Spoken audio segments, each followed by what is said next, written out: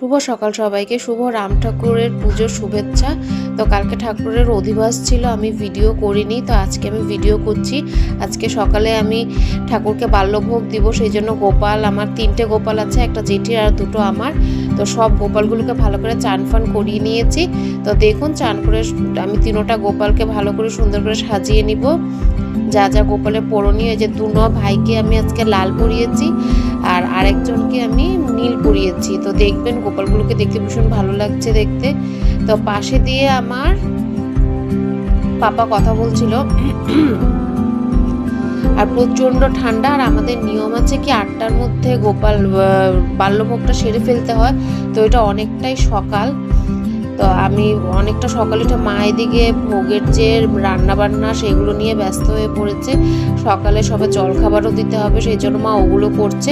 আর আমি তাড়াহুড়া করে বারবার ঘুরে দেখছি, আর দেখছি সময় হয়ে যায়নি, তো তাড়াতাড়ি করে এখন আমি সব ঠাকুরগুলোকে চান ফান করিয়ে নিয়েছে। এখন আমি ভালো করে ঠাকুরগুলোকে কাপড় টাপড় পরিয়ে বা আসনটা পরিষ্কার করে নিব। আসনটা পরিষ্কার করে আমি জলখাবারটা দিয়ে দিব, যেটা বাল্যভোগ সেটা।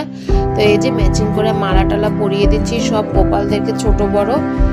তো এই যে মুকুটটা এতই ছোট, তে মুকুটটা হচ্ছে না, মুকুটটাও কিন্তু ভীষণ ছোট, কিন্তু ওর মাথাতেই হচ্ছে না। এই যে এটা আমার বড় গোপাল, যেটা আমার একদম প্রথমের গোপাল, আর যেটা নীল রঙের জামা পরে সেটা জেঠির গোপাল।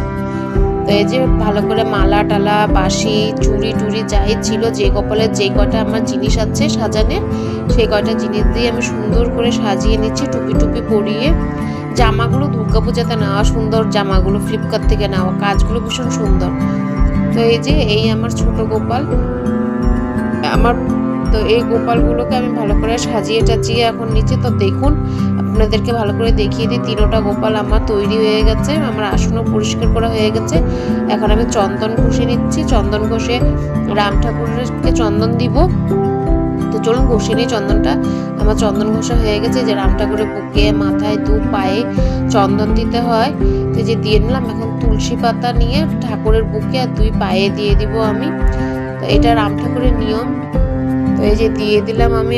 এখন সব গোপালগুলোর মাথায় চন্দন পরিয়ে দিব এক এক করে। তো এটা আমার ছোট গোপাল, তো এই গোপালের মাথায় প্রথমে চন্দনটা পরিয়ে দিই। তো আমি ভিডিওটা না আমি এত ভালো করে করতে পারি না, কারণ ভিডিও আমি একাই করে, কেউ আমাকে ধরে ধরে দেওয়ার মতো, সাহায্য করার মতো নেই। তো একা নিজের হাতে যেটুকুনি সম্ভব আমি সেটুকুনি করি, তার জন্য ক্ষমা প্রার্থী করবেন। একদিন আমি ঠিকই ভালো ভিডিও আপনাদেরকে উপহার দিব। এই যেটা জেঠিদের গোপাল, ছোট্ট, এটা সবচেয়ে ছোট্ট এটা। এই যে বারবার টুপিটা খুলে যাচ্ছে, আগেও খুলে যাচ্ছিল, এখনও তো আমি